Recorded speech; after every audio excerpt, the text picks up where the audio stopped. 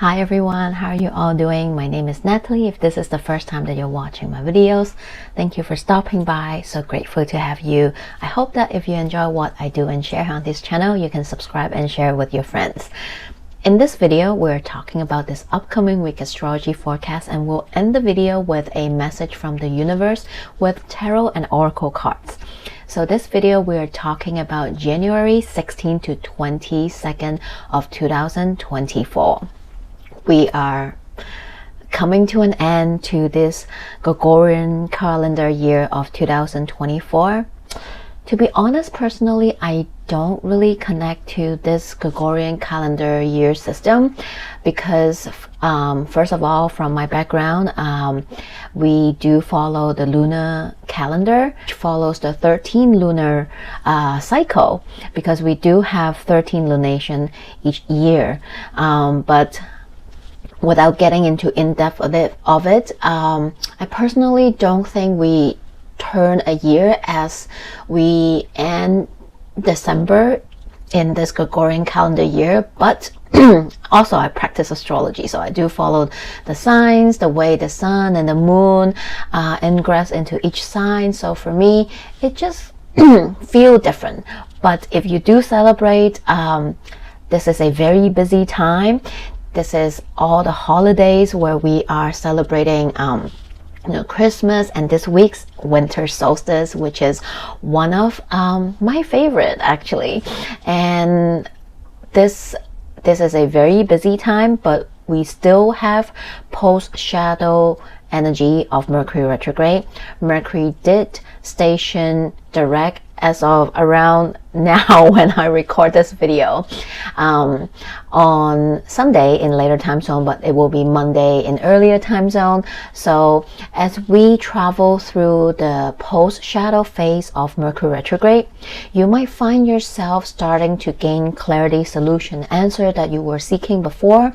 If you have any Mercury retro hiccups or story that you were moving through, you will start to see it clear one by one, little by little as we go, because the post shadow energy has a couple of weeks. It will officially end January 2nd, 2025. So in the next couple of weeks, there might still be some Mercury retrograde hiccups. So be mindful, space out your schedule, especially we are in the holiday season where we're traveling, where we are meeting people, where we're hanging out, going to events.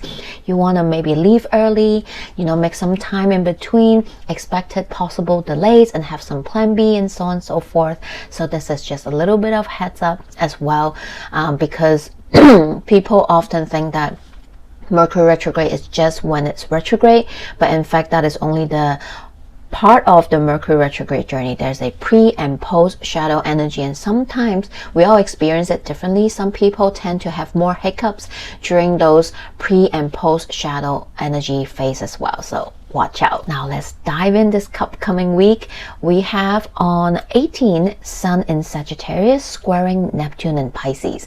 Now we did have this square during the full moon in Gemini on the 15th, but today the Sun exact that square with Neptune in Pisces. So this is definitely a day where I will strongly advise you all to try not to have some very technical or serious conversation, or trying to sign your contract today, or make some very important decision in, especially if it regards to finance or numbers, needing to read the fine prints, because Sun squaring Neptune can be a bit foggy, can be a bit more of a Mercury retrograde moment. Truly, you don't feel like you are able to focus a lot. You tend to scatter a little bit with your mental energy, and you might miss some of the fine prints or little terms and agreements if you're signing things. But if you do need to do that, make sure you really read it very slowly, double check, triple check everything before you sign on that dotted line. And this might be a day where you just feel like there's a thin layer of fog around you wherever you go. You don't seem to, you're like walking on clouds almost. You're like, am I here? Am I not here? every time when we have some kind of hard aspect with Neptune, it's hard to explain. That's just the energy of Neptune. It's very dreamy, not sure if it's there, wanting to escape a little bit, foggy, and so on and so forth. So I would strongly advise not to have some very important meeting, or but I also know that you can schedule your life around it sometimes. If you do need it, make sure you really pay extra attention. And unless you really have experience, or you really know what you're doing, or you have someone sober watching you around you, this is definitely not a day to turn into substance, to do drugs or psychedelic, because this is an aspect for a bad trip. Okay, unless you really seek that godlike out of body experience, and you can make sure someone is making sure you're doing it safely, then I would do that. Because this aspect can be really hard for some people. We see people really OD and pass away because of that. So I'm not trying to fearmonger, but I do want you to pay extra attention and not to look at it lightly. And there is a tendency of wanting to escape because of some emotions, heightened sensitivity that you're feeling because of the Sun-Neptune square, and you're already at that heightened state. And if you turn to substance, this will even escalate that effect. And for some, it might be too much. So just watch out, listen to your body. Instead, I would suggest turn this energy into creative outlets, right? Channel that energy into music, creativity, art, watching a movie or listening to music, going to an art gallery, do something creative and channel it this way. You might have some crazy dreams or experience from your meditation. So do see what comes up for you, but safety first. December 19-20 is my favorite time of this month when it comes to astrology aspect. Today we have Venus in Aquarius trining Jupiter retrograde in Gemini. So this is happening Pacific time is happening on 19th the night. So it will be the 20th for earlier time zone for sure for the whole day. But for later time zone, I would say you will also experience this energy on the 20th as well. So 19th and 20th with this trine between Venus in Aquarius and Jupiter in Gemini. This can be a very flowy, peaceful, loving day. This is one of the best in this month. We have a lot of tense energy and aspect to work with, so this is definitely a day where you can really feel like you can breathe it out, right? And so definitely do something that you love, enjoy this day if you can go out, or since it's happening between two air sign, Aquarius and Gemini, definitely today you might experience some very interesting, fun, loving, easy and just flowy conversation. Maybe this is a great time to go catch up with your friend, have a coffee, and have some conversation. You might have conversation with interesting people that you meet, so on and so forth. So use this day, do something that you love. Maybe you will overhear some interesting conversation that bring you a little message or so on and so forth as well. Finally, the biggest transit ingress this week, which is December 21st, 1:20 a.m. Pacific time, or later time zone. This will be December 21st, 5:20 p.m. Hong Kong time. So adjust the time according to where you are in the world. The sun will enter Capricorn, kickstart not just Capricorn season, but also the solstice, the winter solstice in Northern Hemisphere. In Southern Hemisphere, of course, this will be this will be the summer solstice. So whenever the sun ingress into a cardinal sign, that is a world point, that is an initiation of a new season for all of us in the world. So this is definitely a day where the veil is thin, when the energy is heightened, when sensitivity is more being felt in some way, shape, or form as well. So in where I live, Northern Hemisphere here in Vancouver, we are celebrating the winter solstice. So this also marks the longest night of the year. This in Northern Hemisphere, of course, right? This is the day where we have the shortest amount of light, the longest, darkest night. But this is also to celebrate the promise of light, to welcome the light back in, because after summer solstice, slowly but surely, each day we will gain a little bit more light, gain a little bit more daylight, slowly until we reach that equal point in the spring equinox.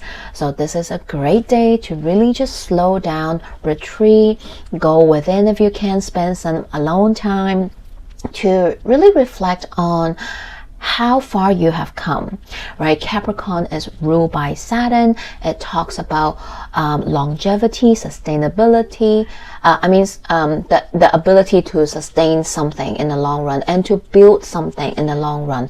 So this is definitely a great time to reflect on all the different structure in different areas of your life, or just overall that is supporting you as a person as you journey through life, to see if they still align, if there's any adjustment, changes or shift you want to apply to them, because we all know change is the only constant, that we are always continuously learning, growing, and changing.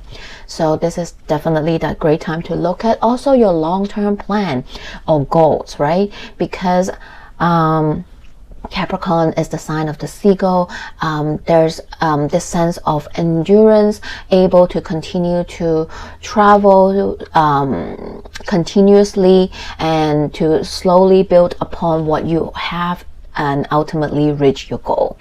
So this is definitely a great time to reflect on the different goals you have in your life and see if they still align with you, or if you want to make any change to them. It's a time to really, instead of go, like because I feel like Capricorn has a bad rap by some of the pop culture out there. It always associates with that capitalistic, always grinding and overworking energy. But Capricorn is actually a yin, feminine earth sign that talks about, in order to continuously to travel to where you want to go in your life, in your journey of life, in order to build what you want for yourself that will sustain you in the long run, you need to also continuously reflect on the past, make changes and adjustment as you go, and to remember to always stay grounded and nourish yourself. If you can pour back in your cup and make sure that you are taking care of yourself, how can you continue to travel forward, take care of people around you, and build upon? How can you have that solid, healthy, nourishing foundation that will allow you to build upon and expand? So this is actually the real, not real, but like the actual meaning of Capricorn. So I hope that it makes sense. Also, this is a very special winter solstice. This is the first Capricorn season in 16 years since 2008 that we have a Capricorn season without the presence of Pluto, because Pluto has been in Capricorn since 2008, and ever since 2008, every single Capricorn season there's this backdrop of this Plutonic energy in the background. That is not bad. That is just, a bit heavier, a bit more deep and more profound too for some, because it is really looking deep within to excavate, to really break down that Capricorn system and structure, and that is no longer supporting you individually and as a society, as a collective around the world. We do see a lot of breaking down, collapsing of system and structure around the world. And maybe that happened with you over the past 16 years too, because it do so for me. I have multiple, I feel like I've been through multiple versions of myself in that Capricorn house. So this is going to feel very different. So I want you to pay attention to see how you're feeling during this Capricorn season. What are you moving through, working through, and what kind of what goals are you setting for yourself as you move forward? Now that you have been through that 16 years of Pluto and Capricorn journey, this is the time to really restructure your Capricorn house in your natal chart. Look and see which house is ruled by Capricorn. You have been through a lot of excavating, looking within, changing, and maybe many of us have been through multiple dark nights of the soul, death and rebirth. In this house, we have experienced a lot, and now maybe we have a better sense of what kind of structure, what kind of system truly nourish and support us in the long run in this Capricorn house. This is definitely a great time to see how you would like to move forward and build upon what you have been, breaking down and rebuilding again. Look at the foundation you have built for yourself now and how you want to move forward with it.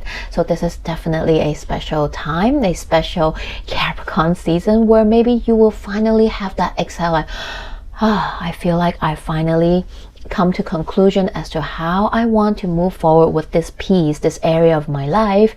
Or maybe this is you gathering all the lessons and experiences that you have been through, and now you can lay out the new foundation and rebuild from it, or rebuild from the existing one to allow you to continue to move forward with it. So if you resonate, I would love to hear from you. Feel free to connect with me, comment underneath, and let me know what it has been how it has been for you. Now let's take a look at our tarot card. We have the 9 of Swords and 9 of Wands, and in the middle we have the Star. How beautiful is that? I know people is like, what? 9 of Swords, 9 of Wands is beautiful.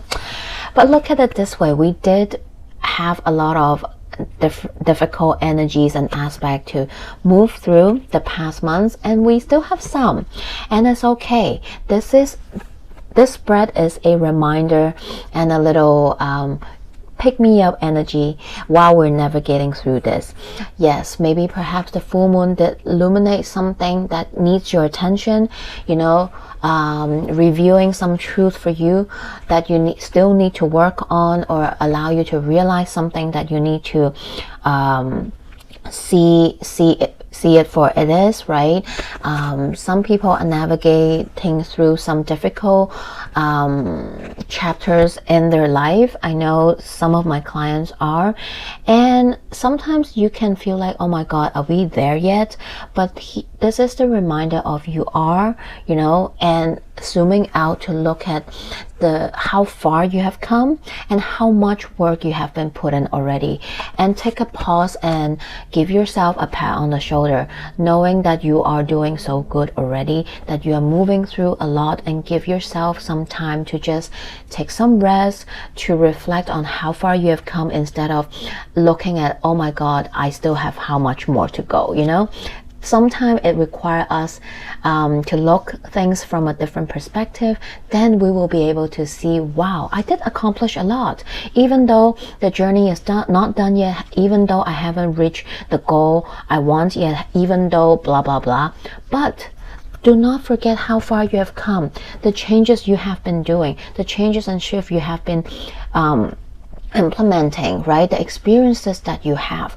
Allow yourself to also have a small moment of breather, to celebrate your wins, no matter how big or small they are, right?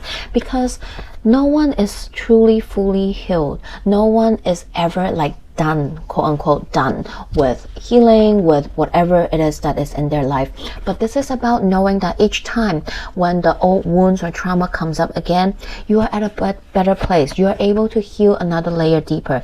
You are having more tools that you can use to help you alleviate, or to heal another layer deeper, or to look at it differently, right? From the Moonology card, we have New Moon in Pisces, attuned to the divine, and New Moon in Virgo, trust all will be well. So both cards have this New Moon, Dark Moon energy, and you see a lot of green in both of the cards, and it's all about connecting to your heart space, you know, listening to your heart, following your intuition, following and attuned to the divine, and just sink in a moment.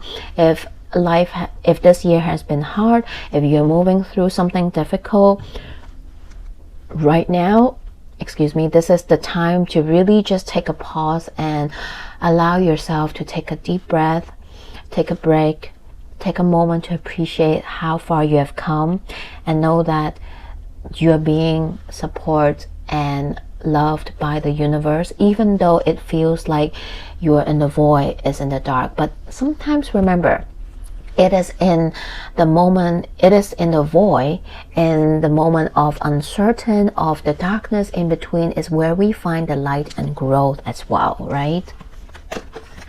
Lastly, our oracle card, 51, Milk and Honey. So in the first glance, this card can really talks about the abundance, the milk and honey, the sweetness in life that we experience. And some of us is finally you navigate through all those difficult aspect, energy, chapters, whatever it is in your life, and you are finally celebrating, finally enjoying that success in the end this week. For some, this is also about another message. This is about not turning into things that will temporarily alleviate you from what you're doing, what you're moving through, right? So this is about self-sabotaging behavior or substances that you're turning into to alleviate the pain or the hardship or the difficult moments that you're working through, because you will find out that this milk and honey is actually going to become a drug that you depend on and escape every time when it is no longer giving you that temporary relief, right? I know this kind of takes in a dark turn, but I'm receiving two information here. Beware of how you use the milk and honey in your life that help you. Sometimes it is nice to take breaks, to give yourself that moment to relax, to recharge, and so on and so forth. But it depends on how you use that as well, right? Whether you're using it in a mindful way or in a way that you're just escaping from it, right? It's like that. Sometimes we use toxic positivity to allow us to bypass perhaps something that we shouldn't, but then we do that because we don't want to face what we need to move through. So this is a deeper layer meaning. Maybe someone might resonate or not, but I hope something in this video is helpful or supporting throughout the week for you. And if you're interested to schedule any personal consultation with me, my email is in the description box below. You can contact me there or on IG, follow me there as well.